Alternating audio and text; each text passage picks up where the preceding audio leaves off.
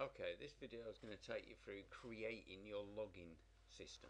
Now, in order for this to work, you need several things. You need your data helpers, and you're connecting to your thing. You need your storage for your persistent values, such as user ID, name, and access level. Okay, so in your database, and I'm using the Server Explorer here, I've got my user table, and in there I've got user ID, login name, password, status, and forename. And forename is what I'm going to display on the screen when they log in. If you want to have a look at the contents, you don't have to load access. You can right click on a table in Server Explorer and say retrieve data. And there you go, you can see the data. I've got a couple of records in mind. So I've got an admin user with a easy to remember login name and password, and I've got a normal user with an easy to remember login name and password. Okay, so that's what I need to start with. Now, your default,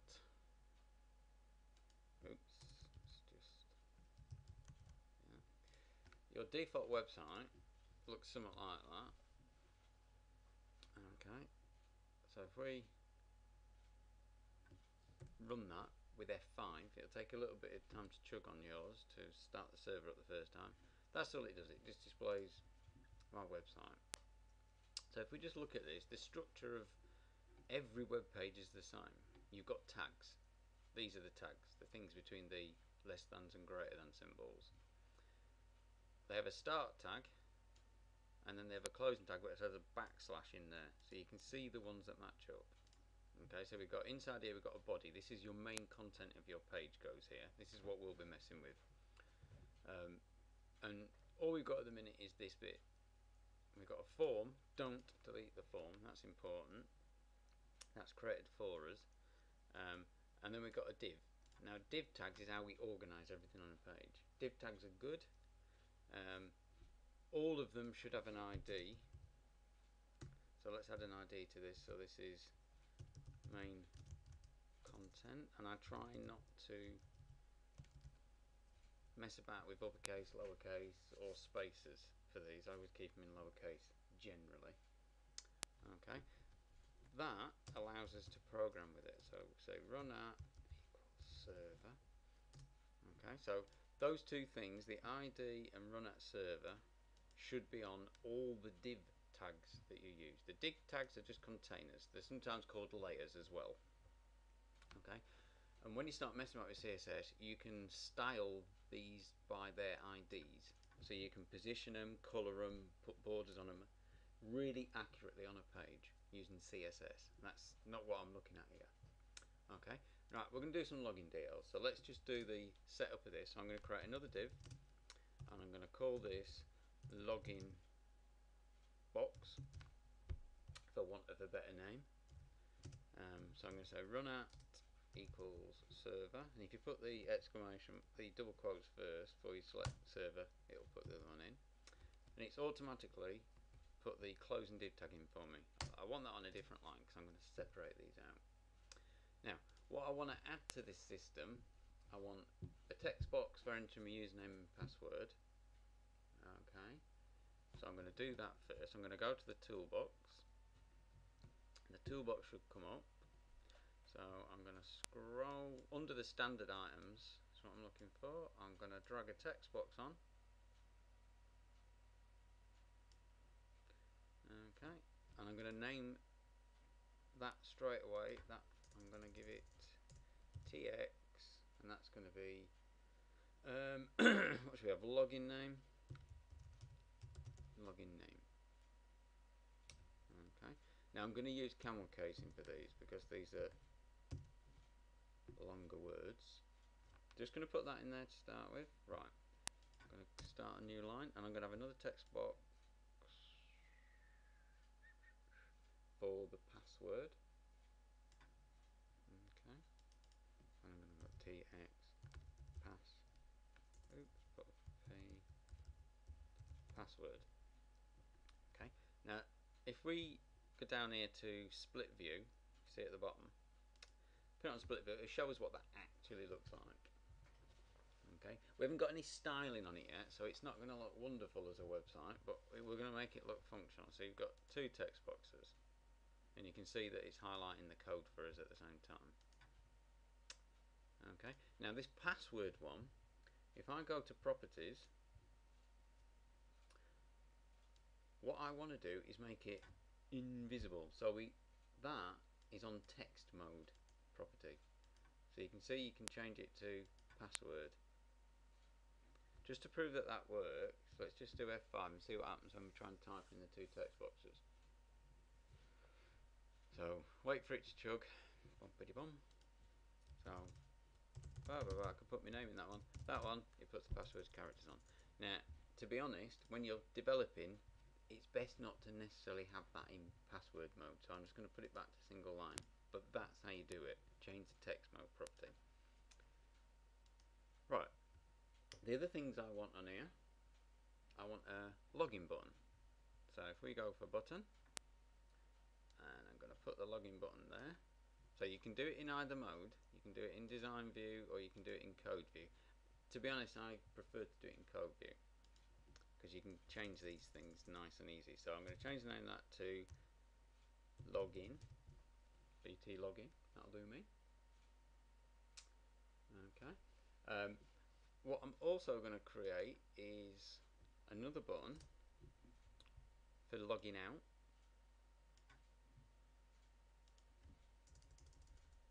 BT log out. And I'm gonna create a hyperlink for registration. Now if I go to Solution Explorer, I've got a form, a web page called register.aspx, which isn't anything in that at the minute, but I'm going to make a hyperlink to that. So you'll see here there's an hyperlink item. I'm going to stick that, make it go down on the next line. Okay. And I need to set its navigate URL. So one thing that happens when you're developing these things, if you've got it in split view, it'll keep saying design is out of sync. So if you just click on that, you'll get to see what it's looking at. So there's my hyperlink. Okay, so if I select that and go to the properties window again, select it again,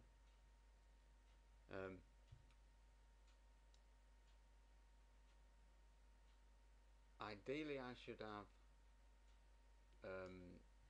an ID for it. Default is hyperlink 1, which is a stupid name. So I'm going to call it link register. So I'm going to use LNK in front of my link things. Okay, there's millions of ways of creating hyperlinks. That's just one of them.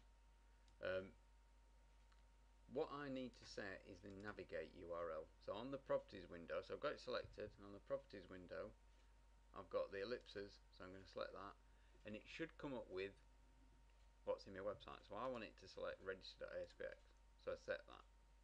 If you wanted to do it manually, you can see it's now put it into the code for me. Navigate URL equals ~register.aspx, and that just means root of site, okay, in our case. Now the text is hyperlink. Now again, I can change this. If I select hyperlink, you can change it in the properties window. Whatever you're most comfortable with. I'm more comfortable messing with the code, but if you want to use the properties, use the properties. So I'm just going to say register for that. Okay. Right. So if we run it, let's see what we get. So you should have loads of information on the screen at once. But I don't want it to like that. So I've got button. I haven't changed text on those two buttons, so I don't even know what they do. And register. I don't want all that information on. So let's just change what the button text is to start with. So this is my login. So that's going to be changed to login. This one is going to be log out. Okay.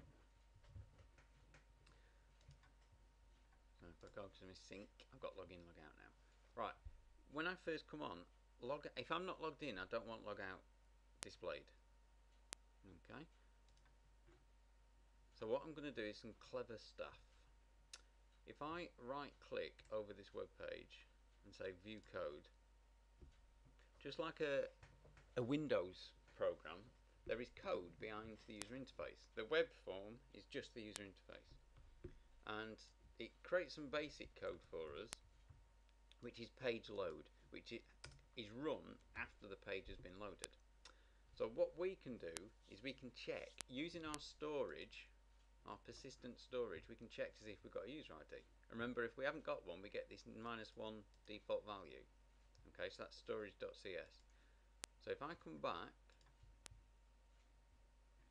okay, and in Solution Explorer, what you should find is if you click the little arrow, you'll see the code behind, and you can just double click to open that. So for the register one, I could just go and see it's got the page load one again. Okay, but we're on default.aspx.cs, which is a bit of a mouthful. But we're going to check. We're going to say if storage.userID equals -1, then what we're going to do is we're going to hide the logout button, because that means no user. I'm going to put a comment there, is user logged in.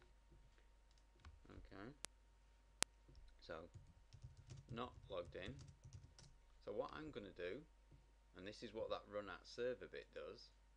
So when we say run at server, it gives us access to all these things so we can mess about with them, like we would on a Windows form.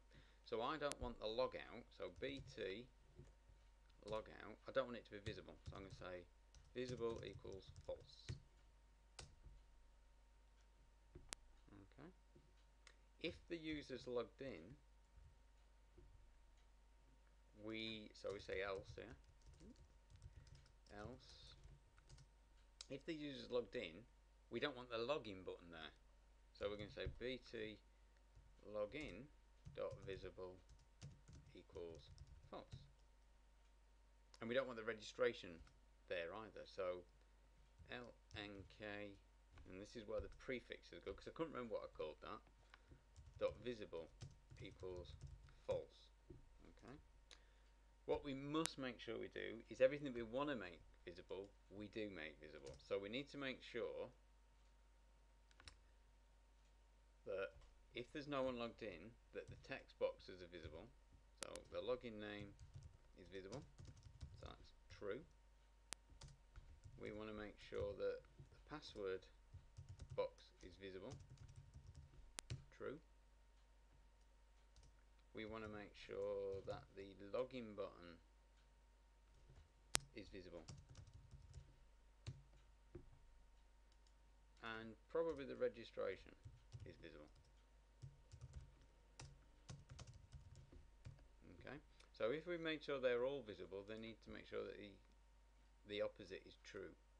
So when the user's logged in, I don't want the registration, I don't want the login button, I probably don't want, so I'm going to copy and paste the login and password, I don't want those visible either. False. So I've just copied and pasted them. But I do want the log out button visible. So BT log out wants to be visible. Okay.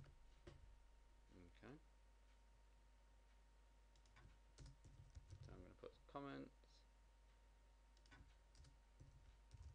hide, show. If I've missed any out, I'll find out in a minute. So what this code will do, when we're not logged in, because we haven't done the login code, it should make sure that the logout button doesn't show. So let's just run it to see if that works.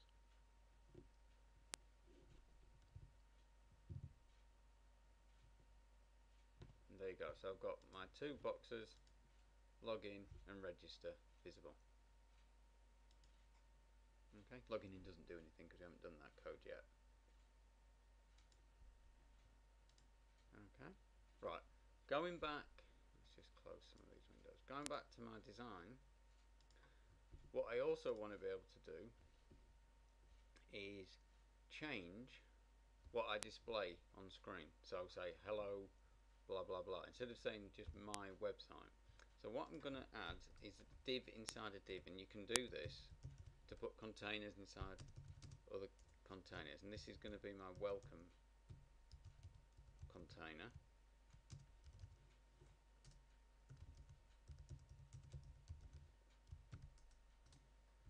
I'm not going to put anything in it.